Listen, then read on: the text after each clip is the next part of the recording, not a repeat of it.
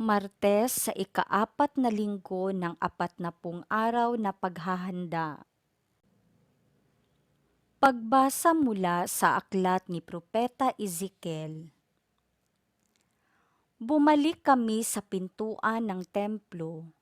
Sa ilalim nito'y may agos ng tubig papunta sa silangan. Ang templo'y paharap sa silangan.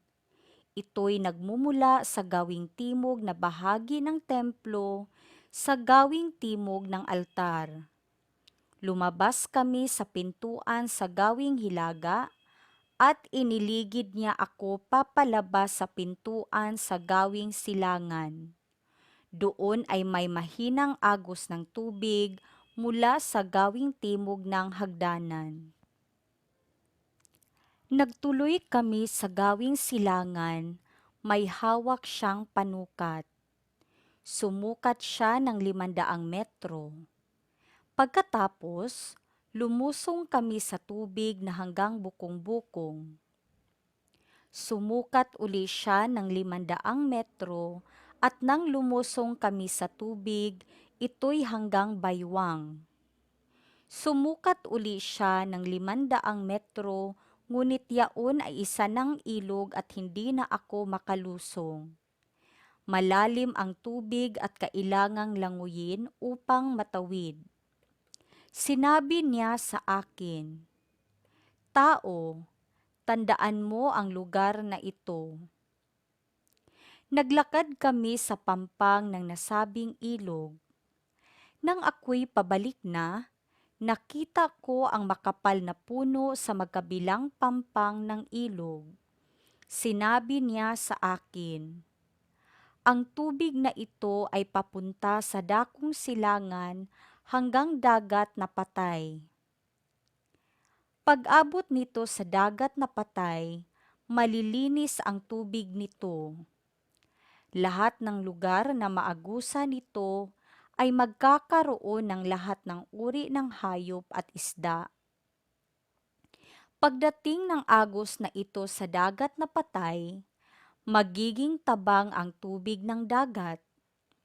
Lahat ng lugar na abuti nito ay magkakaroon ng buhay. Sa magkabilang pampang ng ilog ay tutubo ang sari-saring punong kahoy na makakain ang bunga. Hindi malalanta ang mga dahon nito, ni mawawala ng bunga, pagkat ang didilig dito ay ang tubig na umaagos mula sa templo.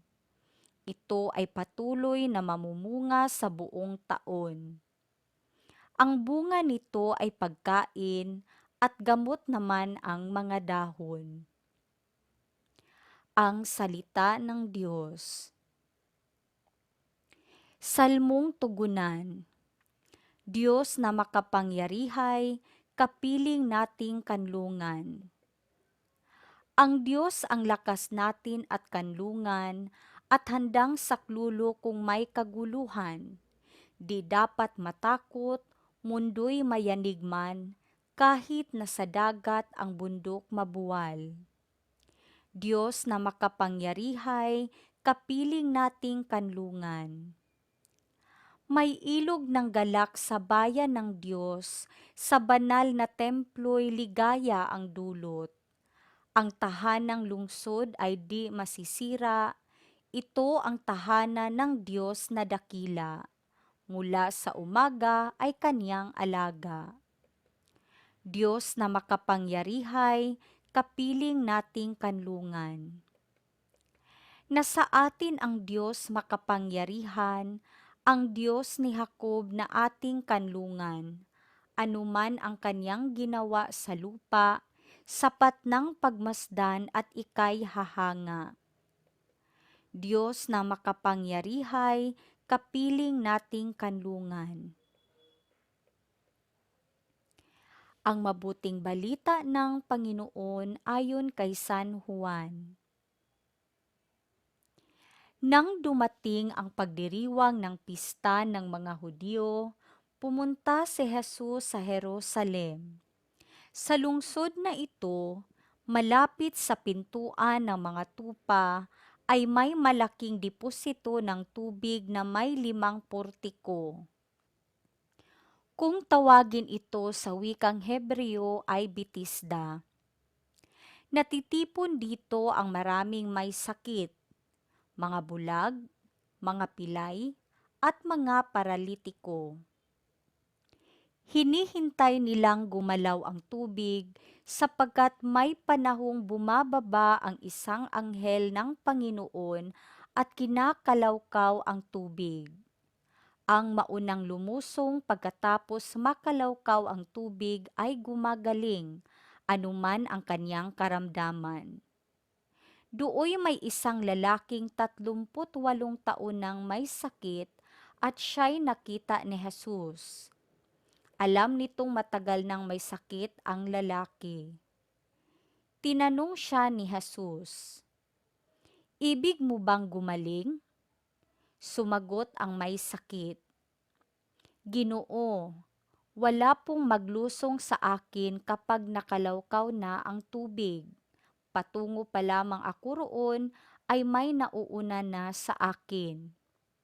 Sinabi sa kanya ni Jesus, "Tumindig ka, dalhin mo ang iyong higaan at lumakad ka."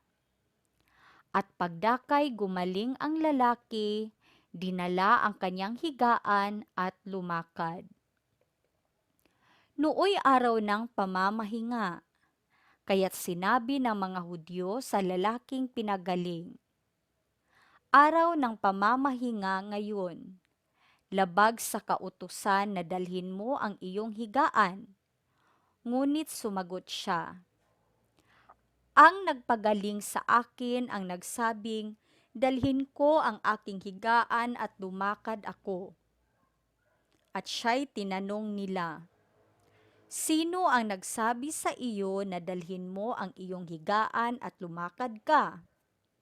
Ngunit hindi nakilala ng lalaki kung sino ang nagpagaling sa kanya, sapagkat nawala na si Jesus sa karamihan ng tao. Pagkatapos, nakita ni Jesus sa loob ng templo ang lalaki at sinabihan, "Magaling ka na ngayon. Huwag ka nang magkakasala at baka may mangyari sa iyo na lalo pang masama." Umalis ang lalaki at sinabi sa mga Hudyo na si Jesus ang nagpagaling sa kanya. Dahil dito, si Jesus ay sinimulang usigi ng mga Hudyo sapagkat nagpagaling siya sa araw ng pamamahinga. Ang mabuting balita ng Panginoon.